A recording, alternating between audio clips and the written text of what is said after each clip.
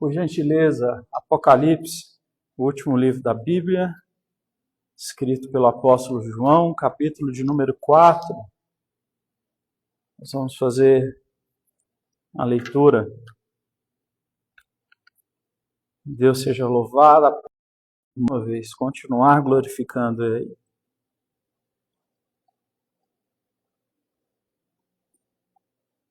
Diz assim, então, Apocalipse capítulo 4, do trono no céu. Depois dessas coisas eu olhei, e eis que diante de mim havia uma porta aberta no céu, e a voz que eu tinha ouvido falar comigo no princípio, como se de uma trombeta, que disse, suba para cá e mostrarei a você o que deve acontecer depois dessas coisas. Imediatamente eu me vi em espírito, e eis que havia um trono no céu, e alguém sentado nele. Aquele que estava sentado era de aspecto similar à pedra de jaspe e a de sardônio. Um arco-íris semelhante à esmeralda circundava o trono. Ao redor do trono havia 24 outros tronos, e neles estavam sentados 24 anciãos. Eles estavam vestidos de branco, e na cabeça tinham uma coroa de ouro.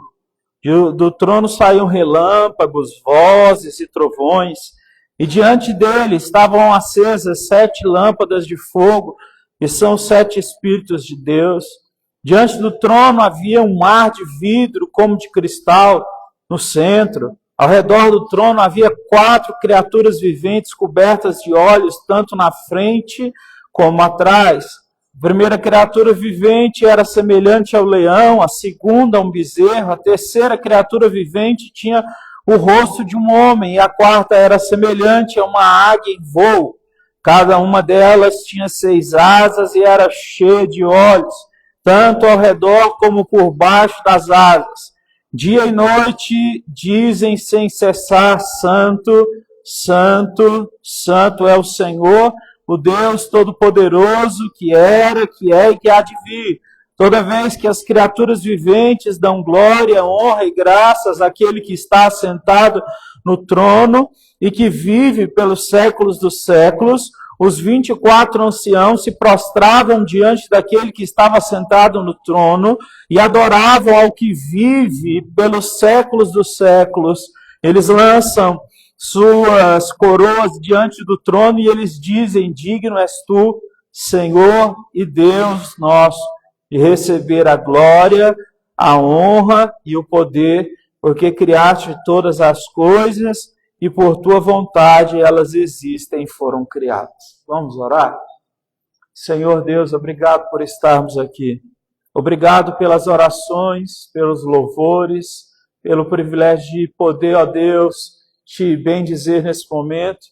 Fale conosco por meio da tua palavra, que a bênção do Senhor esteja sobre nós nesse dia de ceia.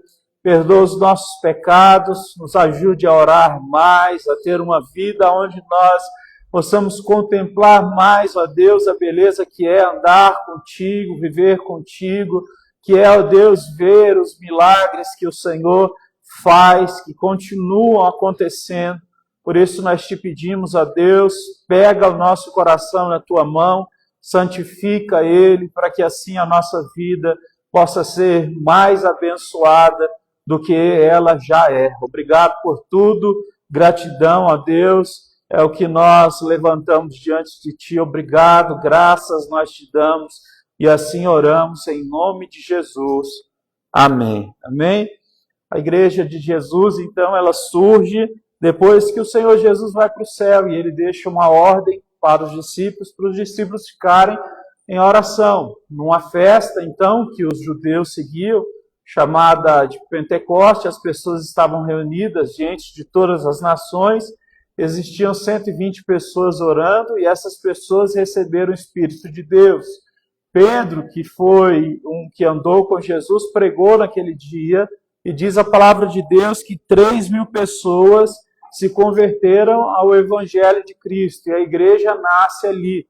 A partir daquele momento começa a haver grande perseguição, porque naquele tempo somente César podia ser adorado, mas essas pessoas começaram a dar honra e glória e louvor a Jesus Cristo, que é aquele que tinha sido morto e ressuscitado.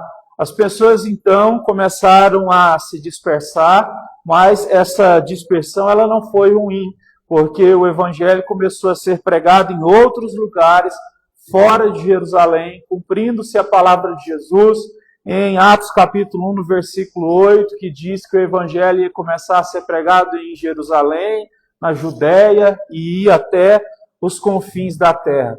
Então os cristãos começam a se unir em outras cidades, e as pessoas elas repartem o pão umas com as outras. Eles vivem então como uma família, e a Bíblia diz isso, que os cristãos eles são como um povo que é a família da fé, onde uns ajudam os outros nas suas necessidades. Isso é uma coisa que nós deveríamos voltar a pensar sobre ela, porque estar numa igreja é estar numa comunidade. É por isso que não faz sentido a gente entrar dentro de um império, de um lugar que tem 5.000 pessoas, que você não conhece ninguém, que tem pessoas ali que são pastores, mas que você só conhece das redes sociais.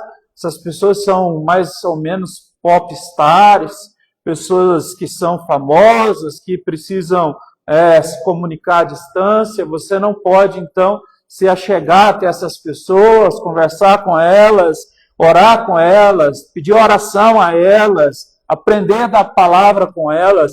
Isso não existe. Então, o cristianismo ele cresce através das comunidades, onde as pessoas se reuniam, como diz Atos capítulo 2, repartiam pão, ajudavam as outras nas suas necessidades, e o nome do Senhor era glorificado. Quando isso começava a crescer um pouco, como diz em Atos capítulo 6, os apóstolos, eles começaram a ficar sobrecarregados, e eles disseram assim, é difícil para nós a gente continuar repartindo o pão para distribuir para todo mundo. Então vamos escolher outras pessoas também que são cheias do Espírito Santo para terem esse papel, e nós vamos ficar com o papel de orar e de pregar. E assim, então, no começo da igreja, são diáconos escolhidos, e a igreja é formada, então, por aqueles que estavam incumbidos de pregar a palavra, de orar, para não ficarem sobrecarregados. Outras pessoas, então, estavam encarregadas de cuidar das distribuições, da comida, e por aí vai. Por isso é muito importante, então, você ter pastor, que está focado e direcionado nesse ministério. Então, uma pessoa pode perguntar, por que um pastor vive só da igreja? Por que ele não deve ou não pode trabalhar? Um pastor pode trabalhar, mas é impossível que um pastor possa dedicar a sua vida para pregar e orar pelas pessoas se ele não puder fazer isso em tempo integral. E foi assim que os primeiros pastores, então, começaram a pregar o evangelho. Se a gente for seguir ao longo da história, no século XVII, você vai perceber que começou a ter um avivamento nos Estados Unidos, e alguns irlandeses foram estudar aquilo, porque a igreja na Europa ela estava estabelecida, mas ela estava morta. E isso muitas vezes acontece, porque os lugares vão crescendo, o conforto aumenta, as orações diminuem, as pessoas se tornam menos fervorosas, Deus vai se tornando mais distante, nós vamos se preocupando cada vez mais só com a aparência, e as coisas espirituais elas vão ficando bem devagar. Então, você pode prestar atenção nisso. Quando a nossa vida fica, às vezes, fácil demais, a gente para de orar. E talvez Deus coloque algumas dificuldades no nosso caminho, justamente para nos puxar para perto dEle, para que nós possamos, então, viver de uma forma melhor, porque viver perto de Deus é viver de uma forma melhor. Então, esses irlandeses foram lá estudar esse avivamento que estava acontecendo, e a conclusão que foi tirada dos estudos que eles fizeram é que ali nos Estados Unidos estava havendo oração, o que tinha acabado na Europa ali no século XVII. E eles voltam então para a Irlanda, e o que eles fazem é começar a priorizar dentro da igreja a oração, a pregação da palavra e os louvores bíblicos. E assim, então, as pessoas começam a fazer isso. Então, a igreja começa a ser vivificada, as pessoas voltam a ver milagres, as pessoas voltam a ver pessoas tendo a vida transformada, a vida mudada, até que se você pegar, isso é histórico, isso não é uma conversa que eu estou contando para vocês. Você vê na Irlanda do Norte, no século XVII, chega uma época que as cidades, os bares, eles começam a se fechar, as delegacias começam a se fechar também, porque não tem criminalidade, não tem mais pessoas querendo se embriagar até cair, porque o evangelho cresce tanto no coração dessas pessoas e elas começam a viver tanto em comunidade, valorizar a fé, a oração, o trabalho, a disciplina, as coisas que são boas, que essas coisas ruins elas vão minguando e elas vão caindo. E isso é algo maravilhoso.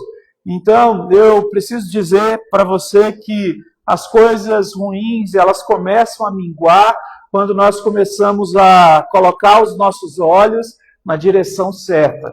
E eu estou dizendo tudo isso porque eu li um texto que talvez seja um dos textos que são menos pregados, porque hoje em dia as pessoas não gostam de ler e a maioria dos pastores não conhecem a Bíblia, por isso que eles gostam muito de gritar e não de falar, porque falar é mais difícil do que gritar.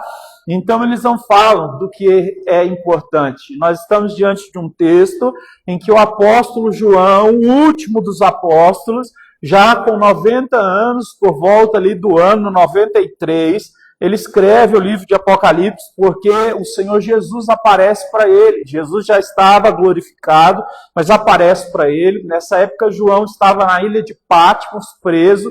Ele era um prisioneiro por causa da fé, por causa da sua pregação, porque ele não tinha se dobrado diante da adoração a César, né? E essa ilha de Patmos que ele está é uma ilha que não tem como você sair de lá. É uma ilha cheia também de bestas feras, de animais, e as pessoas eram jogadas lá para morrer, não tinha condição nenhuma de uma pessoa sobreviver. E ele ali, então, já era um senhor. Mas ele começa a ter uma visão de Jesus, e no capítulo 1 ele vê Jesus glorificado, no capítulo 2 e 3 Jesus manda ele escrever cartas para 7 igrejas que haviam na Ásia Menor, naquela época ali nas penínsulas da Ásia. Ele escreve essas 7 cartas, então, para 7 igrejas diferentes, que estão no capítulo 2 e 3, e no capítulo 4, então, ele tem uma visão que muda, né, a história dele, que é um homem que já conhece Jesus, mas que agora vai ter seu olhar direcionado para um lugar totalmente diferente. Ele olha para o céu e o que ele vê é o trono de Deus. E o trono de Deus é algo que, quando o ser humano vê, ele de fato fica impactado.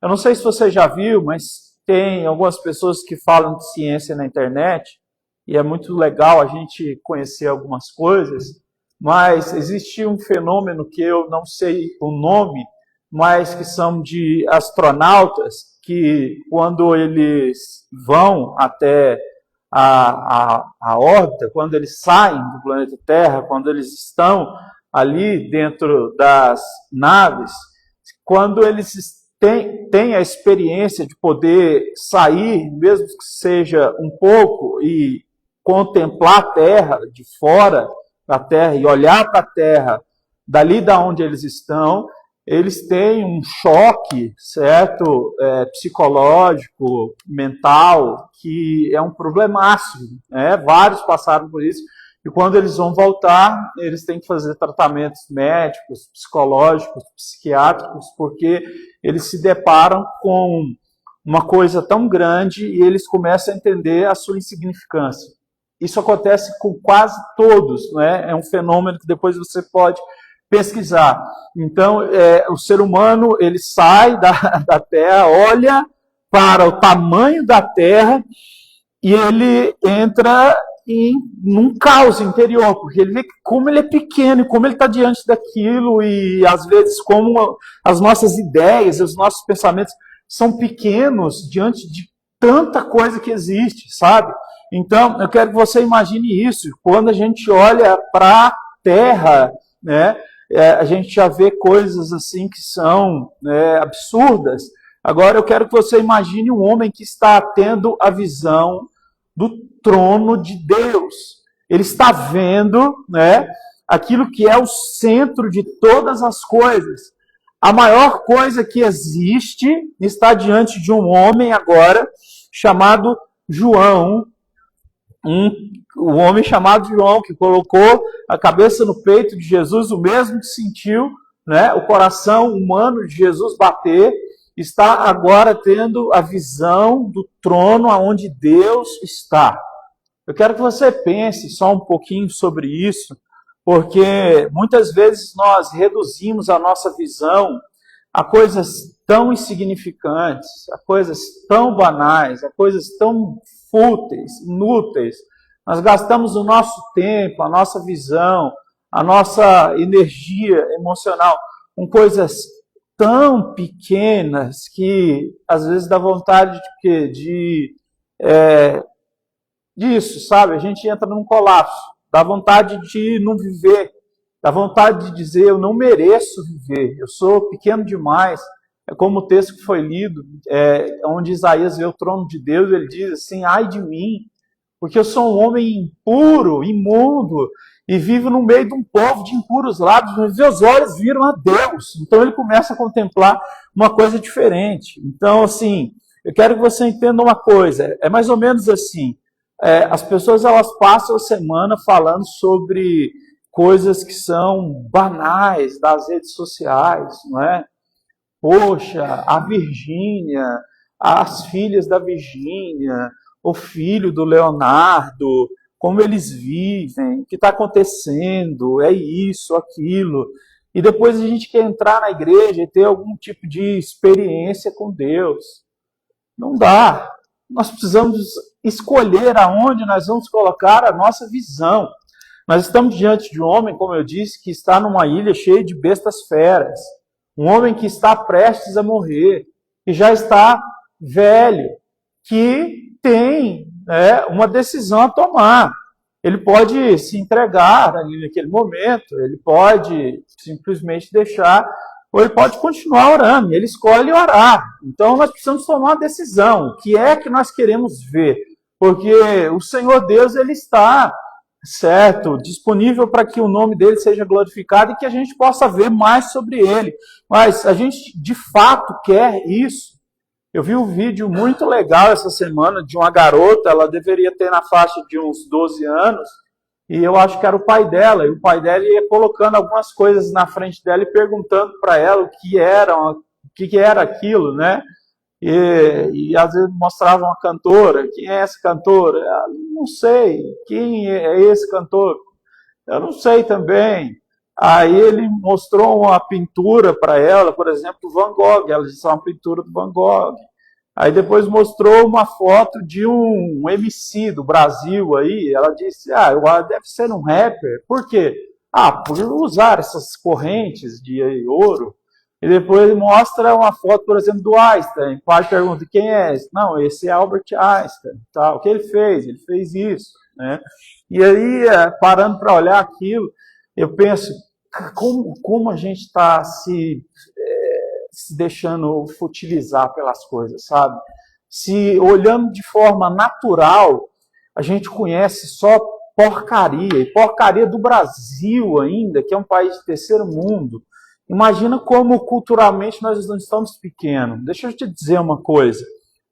Tem um homem chamado Francis Schaeffer, que depois ele precisa ser estudado por você, se você quiser crescer como cristão também. Ele é um homem que estudava, e ele tem um livro que se chama A Morte da Razão. E nesse livro chamado A Morte da Razão, ele vai falar sobre a questão da cultura. A cultura é uma coisa que pode destruir o ser humano, não é, de duas formas, ou pode, então, colocar o ser humano também no eixo. E existe até uma frase que diz o seguinte, que nós devemos ter a nossa mente aberta, não aberta demais para que o cérebro caia, mas também não fechada para que não entre nada ali. E esse homem, então, chamado Francis Schaeffer, ele vai nos mostrar como uma pessoa que não se abre para crescer de fato, aprendendo coisas que são significativas a respeito da espiritualidade, a respeito da vida humana, a respeito do ser humano, a respeito da vida que Deus nos deu. Quando a gente não se abre para isso, a gente se empobrece de tal maneira que nós vamos começando a cair em pecados. Porque, de fato, a nossa alma e a nossa mente começa a ser putefrada. Desculpa a palavra errada, assim que eu estou dizendo, mas a gente começa a ser consumido, sabe, por vermes, e a gente começa a ser consumido por sanguessugas, porque a nossa vida ela começa a ser rodeada só em torno de notícias fúteis e superficiais. A gente tem um celular que a gente só passa para cima e vê um monte de porcaria que não enriquece a nossa mente em nada, e a gente pensa que isso não tem a ver com espiritualidade, mas na verdade tem tudo a ver, porque Deus, Ele nos deu uma mente, e a mente, a capacidade de pensar, de olhar, é fundamental. João, ele está vendo o trono de Deus através, certo, do que Deus deu a ele como consciência, como mente. Então, ele está usando algo que Deus deu a ele, foi o que Jesus disse. Ele disse que Deus deveria ser amado em primeiro lugar com toda a nossa alma, com a nossa mente. Isso não tem sido feito, porque as pessoas elas têm se entregado a coisas muito superficiais. Agora, também as pessoas não podem pensar que a cultura salva o ser humano. Ela não salva, porque é o ser humano que se entrega, então, à cultura, no sentido de ser, de poder nos redimir de todo o mal que existe na Terra, isso também nos leva para outros tipos de absurdo, como a gente vê por aí, pessoas que fazem obras de arte absurdas e vendem por milhões e não existe nada naquele tipo de obra de arte, como pessoa que põe um papel higiênico estampado em grande museu e aquilo ali vale milhões, né? Então você vê que a arte se torna um absurdo em pessoas que começam a se achar extremamente requintadas, extremamente capacitadas, extremamente fora da média, no sentido cultural. E por outro lado, você vê pessoas que se entregam, então, a essas banalidades, essas futilidades, de ficarem só vendo pessoas e querendo ter o que elas têm, querendo ter o corpo que tem, o carro que tem, a casa que tem. Então, todo esse tipo de futilidade arranca de nós a nossa espiritualidade. E o outro tipo também, que é esse de se entregar à cultura, como se ela fosse nos redimir, ou fosse nos colocar como pessoas que são acima da média, também nos faz cair. O segredo é entender que tudo que Deus nos deu é para ser usado para a glória do nome dEle. Então nós temos que olhar para o trono de Deus, e olhar para o trono de Deus é entender então quais são os papéis que nós temos nessa vida. Olha o que Ele vê, o que Ele olha quando Ele olha para o céu, para o trono de Deus, Ele vê uma porta aberta, Ele vê o céu aberto. Então, direcionar a nossa visão para onde Deus quer é entender que nós não estamos diante de uma porta fechada, espiritualmente falando. Nós não estamos diante de um Deus distante, de um Deus que não nos visita, de um Deus que não nos responde oração. A porta está aberta e o texto diz, depois dessas coisas eu olhei e eis que vi diante de mim uma porta aberta no céu. E a voz que tinha ouvido falar comigo no princípio, como de trombeta, disse, suba para cá e te mostrarei a você o que deve acontecer depois dessas coisas. Então, quando nós olhamos de fato para Deus, o que nós contemplamos não são bloqueios de Deus que quer nos paralisar, que não quer nos abençoar, que quer nos dar uma vida só de aflições e sofrimentos para a gente depois ir para o céu, porque na terra tem que sofrer para chegar no céu. Não é assim que funciona. Quando a gente olha para Deus, quando a gente então busca o Senhor, quando a gente usa a nossa mente para a glória de Deus, nós contemplamos o céu aberto e nós contemplamos então a presença de Deus E ele começa a falar conosco, então, coisas que são maravilhosas por demais. Então, a gente começa a ter uma vida, a gente não vai sair dessa vida que nós estamos, mas nós começamos a enxergar coisas que são mais profundas dentro do que é superficial. Mas, ao mesmo tempo que eu enxergo o que é profundo dentro do superficial, aquilo ali não me deixa arrogante. Isso é você usar a sua mente para a glória de Deus. Não sei se você está conseguindo entender, né, o que eu estou querendo passar, mas é mais ou menos assim. Você consegue compreender que existem coisas que elas são difíceis para algumas pessoas, mas, ao mesmo tempo, aquilo ali não é algo que te faz pensar que você é mais capaz. Eu vi uma entrevista de um cara tão bobo, que é tão famoso no Brasil, e ele dizia assim, porque eu fumo maconha e uso outras drogas, porque eu fiz um teste e eu sou superdotado, sei lá o que, sei lá o que. Então, primeiro que uma pessoa que tem um QI elevado ou qualquer tipo de superdotação, ela não vai expor isso dessa forma, certo? Então, existem pessoas que acham que chegaram em algum patamar, mas não chegaram em patamar nenhum. A Bíblia, na verdade, diz que aquele que de fato entende as grandes coisas, e se considera cada vez menor, porque sabe que tem coisas ainda maiores para entender. É por isso que alguém disse que um pouco de ciência afasta o homem de Deus, mas muita ciência aproxima o homem do Senhor, porque faz o homem entender cada vez mais como a gente conhece só lacunas, só metade das coisas, né? E Deus é muito maior que aquilo. Então, Deus quer se revelar, Deus não quer se esconder. Então, Deus não quer afastar de você a vontade dele, ele quer mostrar o que de fato nós devemos viver. Por isso ele diz, suba para cá, ele diz isso a João. O que Deus quer para mim e para você é que nós estejamos na presença dele. E para isso, então, a gente precisa entender que é possível ter uma vida onde nós somos mentalmente saudáveis, capazes e temos uma vida de oração. Nós podemos ser como os irlandeses que vão lá e estudam e percebem que a oração é que muda a situação e voltam para a sua comunidade, começam a orar e as pessoas começam a mudar, então.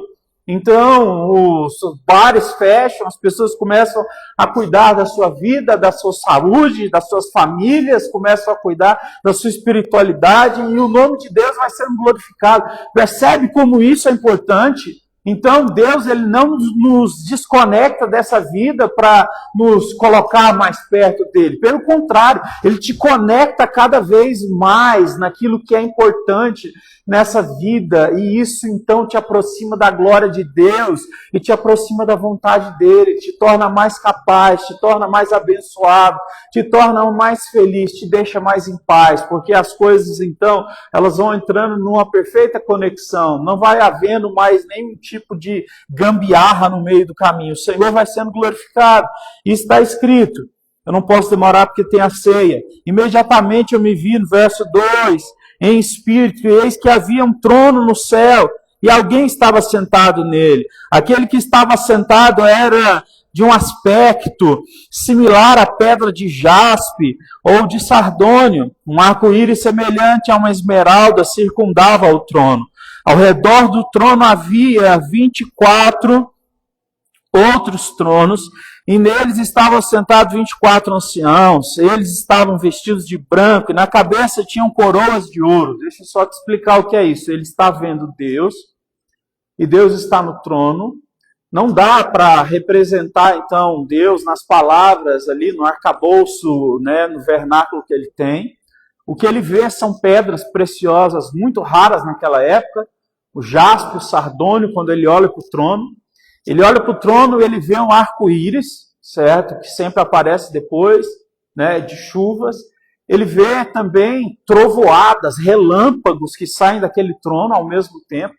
E ele vê outros 24 tronos, e ali tem 24 pessoas sentadas, e essas pessoas estão com coroas na cabeça.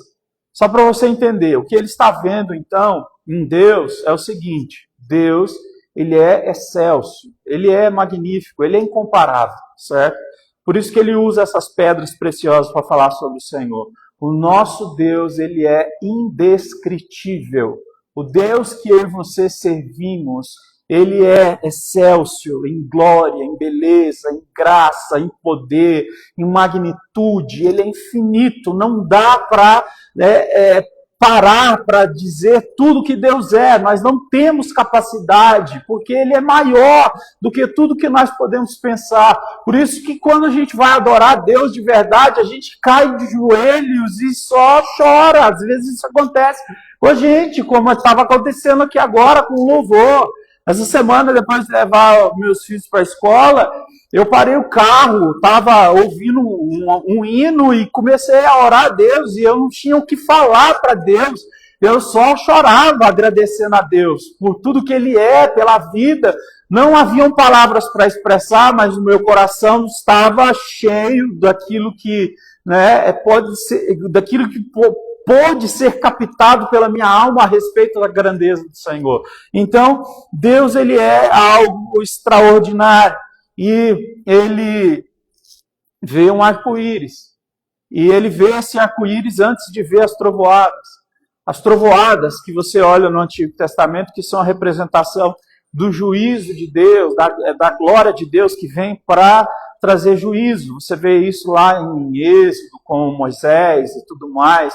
Deus fulminou várias nações, através, então, da sua glória que se manifestava com raios, trovoadas, e aí vai. Mas antes ele vê um arco-íris, porque Deus, antes de trazer o juízo, ele traz a misericórdia, ele traz a fidelidade, ele traz a bênção. O arco-íris é o sinal que Deus deixou para Noé e disse: isso aqui simboliza que eu não vou destruir mais a terra com água. Pelo contrário, é o sinal da minha fidelidade para com vocês. Isso é maravilhoso. Então, Deus, antes de nós pararmos para termos medo dele, nós podemos entrar na presença dele e clamar pela sua graça, pela sua misericórdia, pela sua bondade. Eu confesso para vocês que às vezes eu fico com medo de Deus, com medo de coisas que podem acontecer comigo, com a minha família. Esse mundo é cheio de perigos, não é verdade?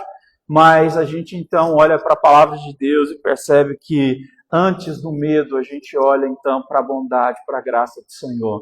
Então, quando nós estamos com medo, a gente entra e diz: Jesus, maior é a tua graça do que esse medo que eu tenho dentro de mim.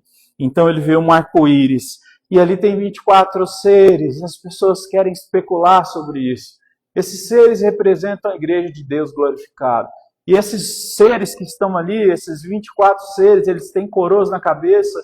E o texto diz que quando tudo ali no céu começa a glorificar a Deus, eles ajoelham e colocam as coroas aos pés do Senhor.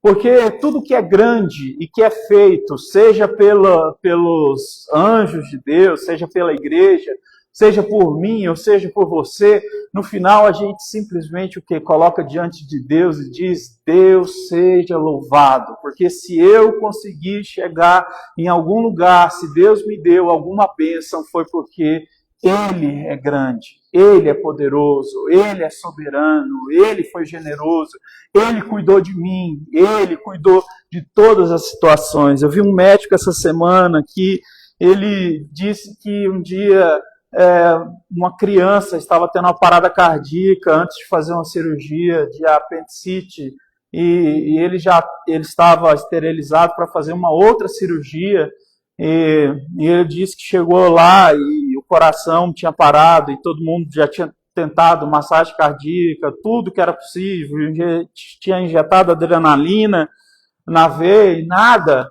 E esse médico disse que chegou, então, ao limite de pedir para todo mundo ir embora da sala, não tinha o que fazer mais, o coração tinha parado. Ele abriu, certo, essa criança, e ele diz que bombeava o coração dessa criança, dizendo: Senhor, só o Senhor pode fazer alguma coisa, né?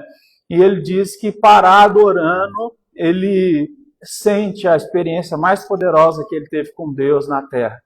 Ele vê aquele órgão que está na mão dele, ali, por assim dizer, o coração, voltando a pulsar. Tum, tum, tum.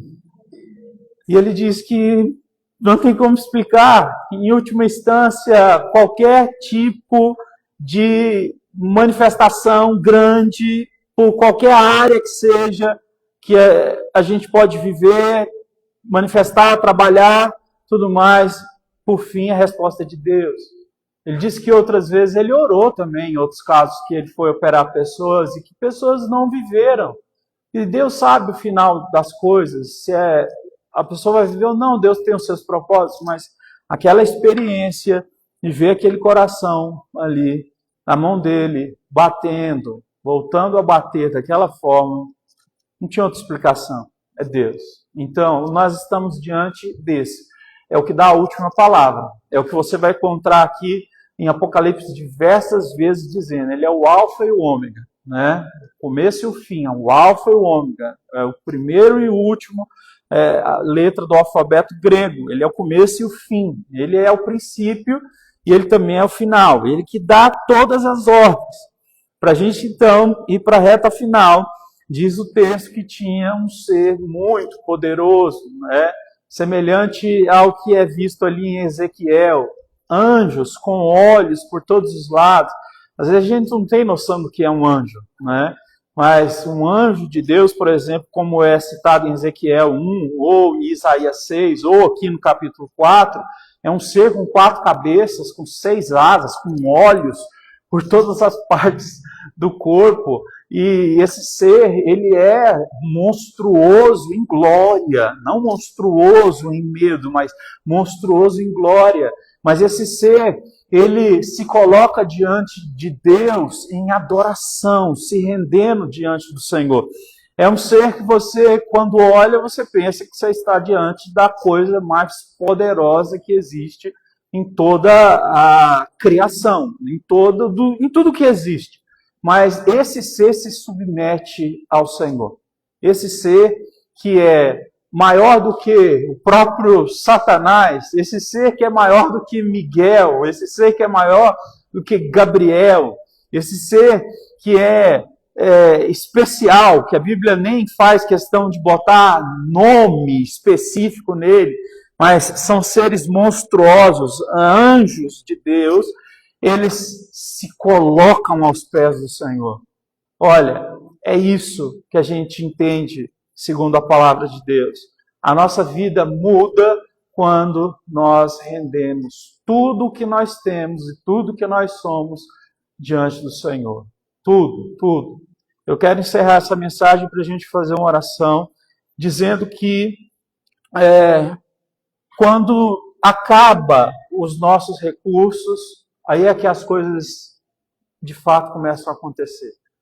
Porque por várias vezes nessa vida, a gente vai falar coisas que são difíceis, muito difíceis. Eu já falei coisas muito difíceis para Deus. Eu, particularmente, já senti muitas dores físicas, muita coisa. Eu já passei muita coisa nesse sentido. E ao longo da minha vida, desde criança, eu já pedi para morrer várias vezes.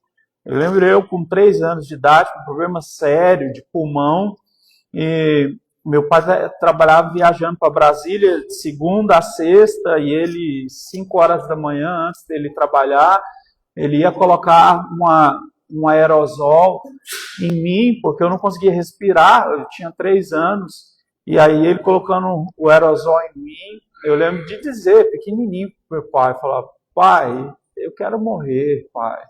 Eu não aguento mais, tá difícil, assim. Eu estou falando as palavras de adulto, mas eu falava, papai, eu quero morrer, eu não aguento. E desde pequeno, então assim, na vida a gente sofre muita coisa difícil, mas a gente rende todas essas coisas a Deus, e quando a gente rende tudo isso ao Senhor, a gente começa a perceber então que a vida começa aí. A vida começa quando nós vamos até o pó, quando o Senhor nos permite chegar lá. Como Jó chegou, como João está aqui no final da vida. Todo mundo pensa em chegar no final da vida o quê? Bem, ele está na ilha de Patmos, certo? prestes a ser devorado, mas ele está escrevendo uma carta, que essa carta tem que chegar nas igrejas, elas têm que ouvir essa palavra do Senhor. Então, eu quero que a gente faça uma oração, e essa oração é: Deus, ensine a render tudo que eu tenho, tudo que eu sou a Ti. E os anjos e os seres viventes diziam no verso de número 8, cada uma delas tinha 6 asas, olhos, como eu disse, dia e noite, sem cessar. Esses seres diziam: Santo, Santo, Santo. Só te dizer uma coisa, na cultura dos judeus, quando eles dizem Santo, Santo, Santo, ou quando eles repetem uma coisa 3 vezes, quando eles usam esse superlativo, eles estão entrando no quê? No auge, certo? O que eles fazem. É como Paulo disse, eu orei 3 vezes para Deus tirar esse espinho que eu tenho na minha carne, esse problema que eu tenho. A Bíblia não diz o que é, se é uma doença, o que é que ele tem. Mas o judeu, ele chega no máximo quando ele fala pela 3ª vez. Você vai encontrar nas Escrituras, então, esses seres poderosíssimos, certo? Dizendo, Santo, Santo, Santo, no superlativo. E eles dizem, Deus é todo-poderoso. Ele é aquele que era, o que é e o que há de vir. E todas essas criaturas, então, elas dão glória a Deus. Termino no verso 11.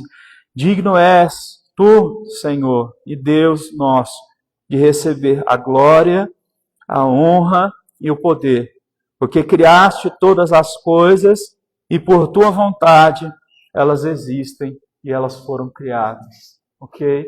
Mas vamos orar. Esqueça, certo, os seus problemas nesse momento. Entenda que o que eu e você precisamos é render a nossa vida a Deus e dizer, Senhor, tudo que eu tenho, que eu já vivi, que eu quero, aonde eu vou chegar, os projetos que o Senhor tem, eu quero render ao Senhor, porque o Senhor é Deus. Só assim as coisas de fato elas vão andar. O resto é reboque, o resto vem depois, o resto está, para acontecer em outro momento. Esse é um momento diferente. Você pode se colocar de pé para a gente fazer essa oração?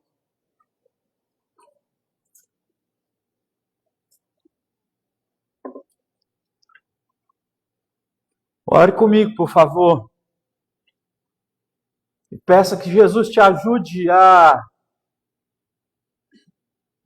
olhar para Ele, entendendo que o céu está aberto e que Ele está querendo falar conosco e que Ele fala conosco. Ele espera a nossa adoração. Deus, nós oramos a Ti como igreja e nós sabemos, ó Deus, que o trono do Senhor está excelso. O trono do Senhor está vivo. A Sua palavra diz que o trono do Senhor, ó Deus, Ele está exaltado no novo céu, na nova terra. E nós vamos, ó Deus, viver contigo. E nós sabemos, ó Deus, que enquanto não estamos contigo aí, nós podemos, ó Deus, acessar o trono por meio da graça de Cristo Jesus, o nosso Senhor. O sangue foi derramado, o véu foi rasgado, o Senhor Jesus cumpriu a missão e hoje nós já estamos ligados com esse trono maravilhoso e sagrado. E nós queremos pedir a Ti, nos ajude a tirar os olhos das coisas superficiais e fúteis. Tira o nosso coração e a nossa mente das coisas, ó Deus, que nos atrapalham de ver o que é maior.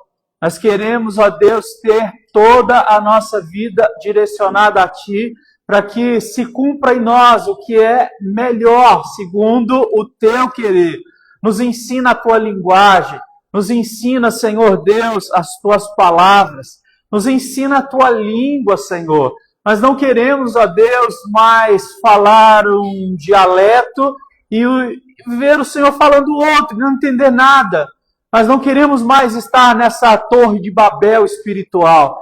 Nós queremos entrar em Pentecostes, que é o lugar em que tem pessoas de todas as nações, mas quando o apóstolo Pedro começa a pregar, as pessoas começam a entender a palavra de Deus, e ele começa a dizer, arrependei-vos porque Cristo Jesus veio por nós, ele morreu na cruz, César não é Deus, Na verdade, Cristo Jesus veio salvar a nossa alma. Aquelas pessoas começam a se render em adoração, chorar, glorificar o nome de Deus. E assim, então, já não é mais a Torre de Babel, agora é o dia de Pentecostes. E a igreja nasce, e a igreja começa então a se desenvolver, e as pessoas começam a viver a vida do jeito que tem que ser vivida, como Deus nos ensinou a viver. Oh Senhor, muito obrigado por isso. Direciona os nossos olhos para a tua glória, direciona os nossos sentimentos, a nossa mente, para que o nome do Senhor seja glorificado. Mais uma vez, aceita que os nossos joelhos, ó Deus, estejam diante de Ti. Aceita mais uma vez que o nosso coração, às vezes mesmo sem palavras, possa estar diante da Tua presença. Nós queremos, ó Deus, viver o Senhor. Nós queremos viver de verdade o Senhor, com pureza, com realidade, e não com fantasias. Nós estamos diante, ó Deus, do Senhor, e Tu és excelso, és soberano, está entronizado. Ninguém pode contra o Senhor, ninguém se compara a Ti. Obrigado pela Tua misericórdia, obrigado por esse dia na igreja, podendo louvar ao Senhor. Cuide de cada um de nós e aceite o nosso louvor nessa hora, antes de participarmos da ceia do Senhor. Vamos cantar a Jesus nesse momento? Ele é digno de toda honra.